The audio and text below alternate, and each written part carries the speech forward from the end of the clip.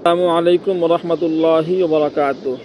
যারা তাবিজ কবজের ব্যাপারে অনেকেই প্রশ্ন করেন, বদনজর, জাদুবিদ্যা এগুলা কেমন, এগুলা কি আসলে অনেক হিয়ারিং কোনো বিষয়? অবশ্যই এইগুলো সবচেয়ে মারাত্মক একটা বিষয়, এটা মনে রাখবেন। একটা মানুষকে ধ্বংস করতে চাইলে খুব বেশি কিছু লাগে না। একটা ক্ষতি করার জন্য তাবিজ, শত্রু ধ্বংস করার জন্য তাবিজ, যে কোনো মানুষকে ধ্বংস করে দেওয়ার জন্য একটা মানুষ যদি তাবিজ করে থাকে, একটা তাবিজ করা মাত্রই ওই লোকটা ধ্বংস হয়ে যায়, এটা মনে রাখবেন।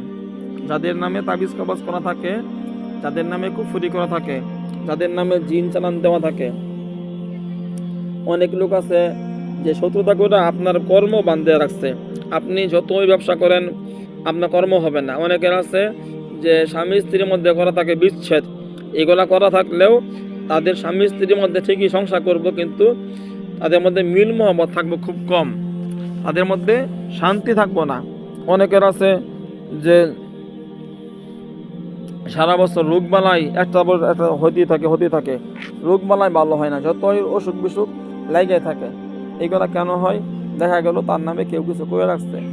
এরকম জাদুতে আক্রান্ত যারা আছেন, জিনে আক্রান্ত আছেন, কর্ম সমস্যার মধ্যে আছেন, মানে যে কোনো রকম এইগুলোতে আক্রান্ত থাকলে আপনারা অবশ্যই আমার ইমো নাম্বার অথবা হোয়াটসঅ্যাপ নাম্বারে যোগাযোগ করবেন। ইমোতে অথবা হোয়াটসঅ্যাপে যোগাযোগ করবেন। আমার ইমো নাম্বার অথবা হোয়াটসঅ্যাপ নাম্বার বলতেছি 01712 38 74 36, 01712 38 74 36।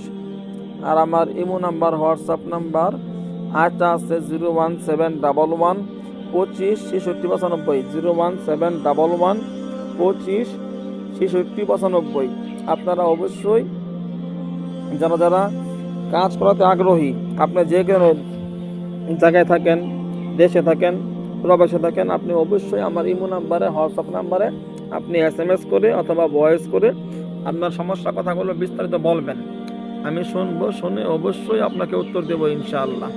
এবং আমি সকল ধরনের চিকিৎসা করে থাকি। কবিরাজি জগতে যত কাজ আছে, অবৈধ সম্পর্ক নষ্ট করতে হয়, হ্যাঁ, আলহামদুলিল্লাহ পারি।